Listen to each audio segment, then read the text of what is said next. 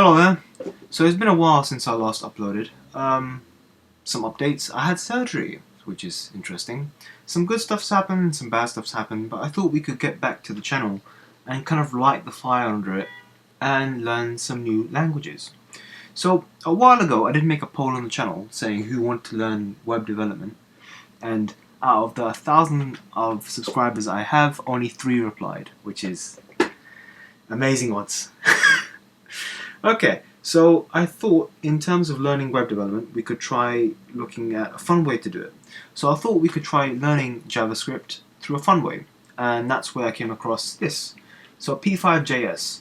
So if you're not aware of what that actually is, it's a sort of a JavaScript library that you use to build animated things and have visual stuff shown on the screen. Now, it's built by a company, I think, called Processing. They're kind of the backbone of this, but it became its own separate thing and became independent.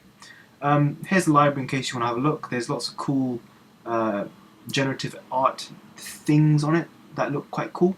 A couple of things that took my mind away was this one.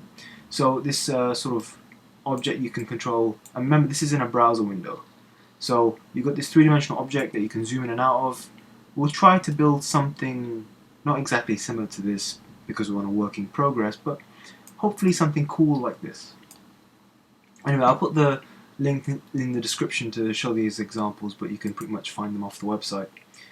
You've got this object here that's a soft body object.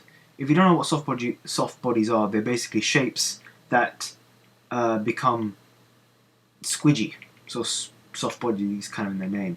With this example, whenever you move the mouse, the shape follows. It's kind of cool. And hopefully we'll build something along those lines. Again, if you want to see more examples, just click on the examples tab here on the website, so p5js.org, and you just see a couple of examples that you can follow yourself if you want to tickle your fancy. Anyway, so we're going to be working here on the p5JS editor.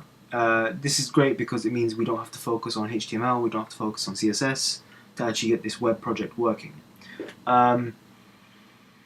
Yeah, just a couple of caveats you need to know. So I would recommend creating an account because it allows you to save these let's call them projects.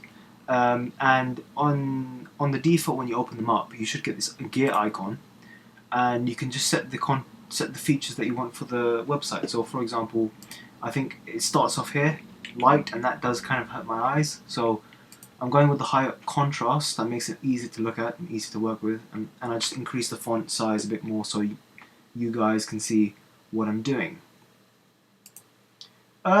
Yeah, that kind of covers everything I wanted to talk about. There are a lot more things on this. I do believe a lot of people on the internet have covered p5JS as a library and generative art, so you can have a look at them. But I want to try and get the people that are first-time coders and programmers, try and get them into JavaScript programming and kind of become better developers from there. So we'll start building stuff with this later on. I just want to give you a whole round off of what this project does and what this editor does and how it works. So you just press play and voila, you've got yourself a canvas here that you can work in. Obviously you can change the parameters here, and you can change some parameters here. I'll let you work out what this feature does. And why did it turn red? Ooh. Anyway, I'll cover all this stuff in the next lesson, but I just want to give you a round of what we're doing, and hopefully I'll see you there. Bye bye.